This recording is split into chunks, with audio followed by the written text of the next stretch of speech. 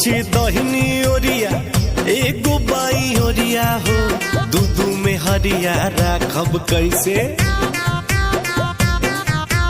दूधू में हरिया राखब होई है गरवा के फसरिया हो, दूधू में हरिया राखब कैसे।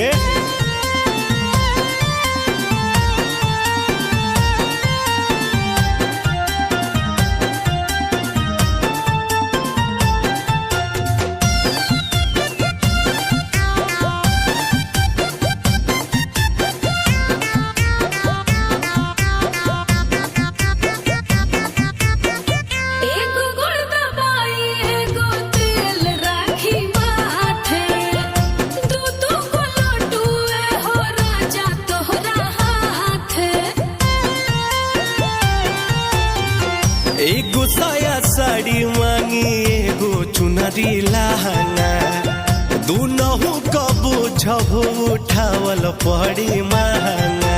सेवा पानी दोनों करी है जिंदगी अपन सवरी हो, राज भोगी हो कंचन चरी हो, अरे राज भोगी हो कंचन चरी हो, खूब मजा मरी हो, राज भोगी हो कंचन चरी हो।